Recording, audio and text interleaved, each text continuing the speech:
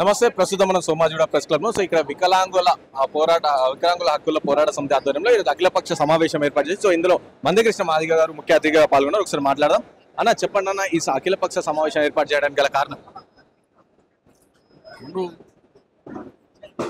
మొత్తం వికలాంగులకు మరియు వృద్ధులు వితంతులకు టోటల్గా చేయుత పెన్షన్దారులకి 6,000 పెన్షన్ వికలాంగులకు, మొత్తం చేయుత పెన్షన్లు 4,000 ఇస్తామని చెప్పి ఎన్నికలకు ముందు హామీ ఇచ్చి ఎన్నికల మేనిఫెస్టో పెట్టి అధికారంలోకి వచ్చి సంవత్సరం అయినా కూడా ఇప్పటి వరకు పెన్షన్ పెంచకపోవడం అనేది దారుణం. ఇది ఈ సమాజాన్ని మోసం చేయడమే. ఈరోజు రేవంత్ రెడ్డి గారి ప్రభుత్వం సంవత్సరం పాలనకు గుర్తుగా విజయోత్సవాలు చేసుకుంటాను. మరి ఈ సంవత్సరం పాటు కూడా వికలాంగుల పెన్షన్, వృద్ధుల వితంతుల పెన్షన్ పెంచకపోవడం అనేది మోసమే కదా. ఒకవైపు 44 లక్షలకు పైగా ఉండబడే వికలాంగుల, వృద్ధుల, వితంతుల సమాజాన్ని మోసం చేసి మేము గొప్ప పాలన చేశామని చెప్పి విజయోత్సవాలు చేసుకునే హక్కు, అర్హత వాళ్ళకి ఎక్కడ ఉన్నది? వీళ్లకు పెరిగిన పెన్షన్ల ప్రకారం నెలకు 2,000 కోట్లు ఇవ్వాలి. ఇప్పుడు ప్రతి నెల 1,000 కోట్ల రూపాయలు ప్రభుత్వం ఎగ్గొట్టుకుంటూ వచ్చేసింది. ఈ సంవత్సరం కాలం పాటు ఎన్ని వేల కోట్లు అంటే 12 నెలల్లో 12,000 కోట్ల రూపాయలు.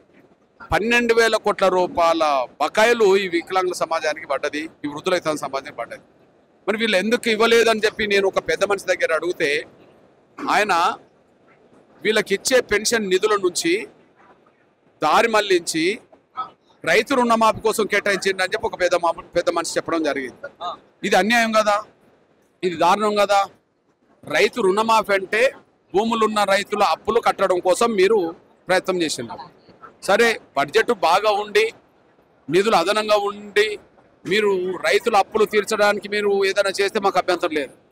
కానీ రైతుల రుణమాఫీ కోసం కాళ్ళు లేని, చేతులు లేని, నోరు లేని వాళ్ళ, కళ్ళు లేని వాళ్ళకి ఇచ్చే డబ్బులు అటు కేటాయించడం అంటే ఇంతకంటే దారుణం మరొకటి ఉంటుందా? ఉండదు. అందువల్లనే అది గుర్తు చేయడానికే మీరు వికలాంగుల సమాజాన్ని, వృద్ధుల వితంతుల సమాజాన్ని, చేయుత పెన్షన్దారులందరినీ మోసం చేసి ఒక సంవత్సరం పాటు మోసం చేసి మీరు అక్కడ విజయోత్సవాలు జరుపుకోవడం అనేది తీరని అన్యాయం అని చెప్పి గుర్తు చేయడం కోసం ఇక్కడ పెట్టాం. అంతేకాకుండా నేను నా వికలాంగుల సమాజంతో దాదాపు 17 ఏళ్ల బట్టి నాకు అనుబంధం ఉన్నది. నా మొత్తం ఎంఆర్పిఎస్ ఉద్యమ ప్రయాణంలో 30 ఏళ్ళు గడిచిపోయింది. ఈ 30 ఏళ్లలో మళ్ళీ 17 ఏళ్ల పాటు నా వికలాంగుల సమాజంతో నేను కలిసి నడుస్తున్నాను. ఇప్పుడు నేను గుర్తు చేసేది ఏంటంటే ఈ 17 ఏళ్లలో నేను ఎన్నో ప్రభుత్వాలను చూశాను. వికలాంగుల ఉద్యమం మొదలుపెట్టినప్పుడు రాజశేఖర ప్రభుత్వం ఉన్నది, తర్వాత రోషయ్య, కిరణ్ కుమార్ గారు కాంగ్రెస్ ప్రభుత్వం, తర్వాత కేసీఆర్ ప్రభుత్వం, అక్కడ ఆంధ్రప్రదేశ్లో చంద్రబాబు ప్రభుత్వం లేదా జగన్ ప్రభుత్వం, మళ్ళా చంద్రబాబు ప్రభుత్వం వచ్చింది. ఈ సమాజానికి, ఈ వికలాంగుల సమాజానికి పెన్షన్ పెంచుతామని అన్న తర్వాత వాళ్ళ అధికారంలోకి వచ్చిన 1 నెలలోనే పెంచడం జరిగింది. వాళ్ళు ఎవరైనా కానీ, కేసీఆర్ కానీ, చంద్రబాబు గారు కానీ, ఎవరైనా కానీ, గతంలో రాజశేఖర్ గారు కానీ పెంచుతామన్న దాన్ని వెంటనే పెంచడం జరిగింది. కానీ సంవత్సరం పాటు పెంచకుండా మోసం చేసింది మాత్రం రేవంత్ రెడ్డి గారు సర్కారు. ఇప్పుడు రేవంత్ రెడ్డి గారు కాంగ్రెస్లో చేరకముందు ఏ పార్టీలో ఉన్నాడు? టీడీపీలో ఉన్నాడు. ఎవరి నాయకత్వంలో పనిచేసిండు? చంద్రబాబు నాయుడు గారితో పనిచేసిండు. మొన్న చంద్రబాబు నాయుడు గారు ముఖ్యమంత్రి కాకముందే రేవంత్ రెడ్డి గారు 2023లో ముఖ్యమంత్రి అయ్యాడు. 2023 సరిగ్గా సంవత్సరం క్రితం డిసెంబర్ 7న ఆయన ముఖ్యమంత్రి అయ్యాడు. కానీ ఆయన 2024లో అక్కడ ముఖ్యమంత్రి అయ్యాడు జూన్లో.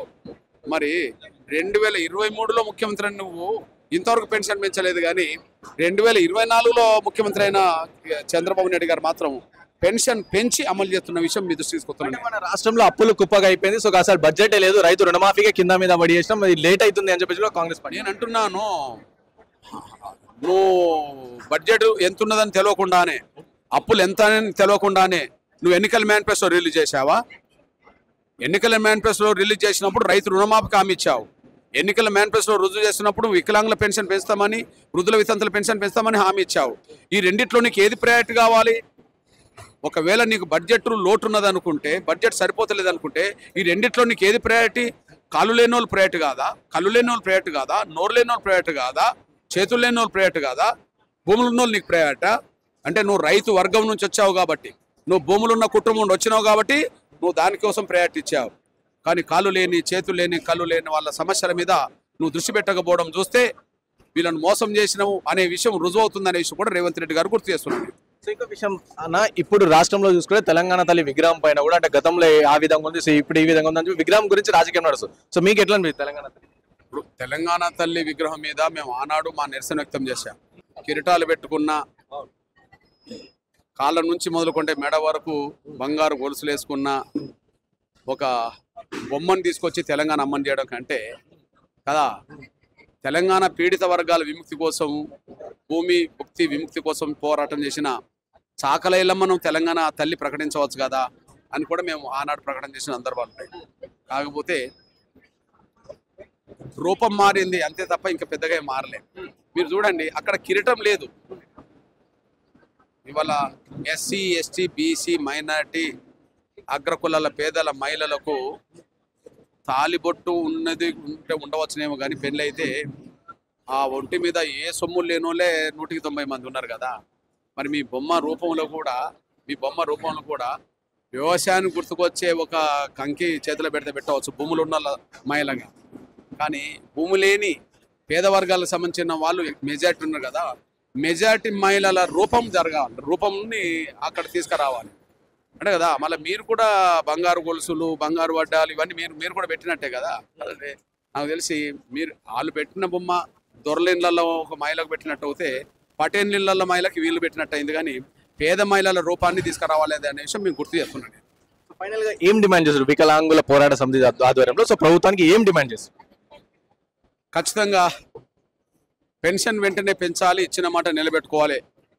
అదే సమయంలో సంవత్సరం పాటు ఎగ్గొట్టిన ఏవైతే పెన్షన్ ఉన్నదో అది ప్రభుత్వం వాళ్ళకు బకాయిలు పడ్డట్టుగానే చూడాలి.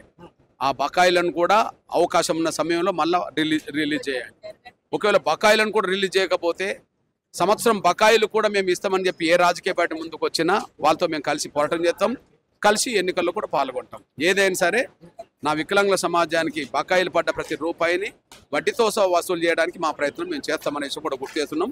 పెన్షన్ వెంటనే పెంచాలి. పెన్షన్ పెంచకుండా మీరు ఈ రాయితీలు వాళ్ళకి ఇస్తున్నాం, ఆ రాయితీలు వాళ్ళకి ఇస్తున్నాం అని చెప్పి మాట్లాడడం అంటే ఇది వర్గాన్ని నమ్మక ద్రోహం చేసినట్టు అవుతుంది. నమ్మక ద్రోహం చేసిన వాళ్ళు నట్టేట మునిగేది వాళ్ళే అవుతారు అనే విషయం కూడా రేవంత్ రెడ్డి సర్కారు గుర్తు చేస్తున్నా. భవిష్యత్తు ఉద్యమ కార్యాచరణ తరగతిలోనే ప్రకటిస్తాం.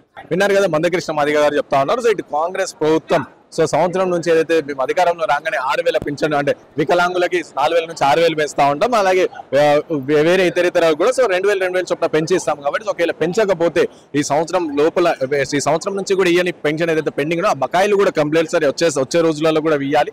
ఇయ్యని పక్షాన సో మేము చాలా పెద్ద ఎత్తున ఉద్యమం చేస్తామని చెప్పి చెప్తా ఉన్నారు. అండ్ అలాగే ఏదైతే ఒకవేళ సపోజ్ నెక్స్ట్ వచ్చే రాజకీయ పార్టీ ఎవరైనా సరే ఈ పెండింగ్ లో ఉన్న బకాయిలు అన్ని కూడా కలిసి ఇస్తామంటే వాళ్ళకే ఎంఆర్పీఎస్ మద్దతు ఉంటుందని చెప్పేసి మందకృష్ణ మాదిగ గారు చెప్తున్నారు. వరద ఇంకోటి తెలంగాణ విగ్రహం, తెలంగాణ తల్లి ఆకారం ఏదైతే సో దానిపైన ఏదైతే వార్తలు వస్తానో రాజకీయం నడుస్తాను సో దానిపైన కూడా సో తెలంగాణ తల్లి విగ్రహం ఆ బొమ్మ చేసి ఈ బొమ్మ పెట్టిన అంటే సో మా బతుకులు ఎప్పుడు మారుతాయి, మా బతుకులు మారినప్పుడే అసలైన తల్లి అని చెప్పేసి మందకృష్ణ మాదిగ గారు చెప్తున్న పరిస్థితి. కెమెరా పర్సన్ సాయితో రాణా ప్రతాప్, ఇప్పుడు ఆయన టీవీ, హైదరాబాద్.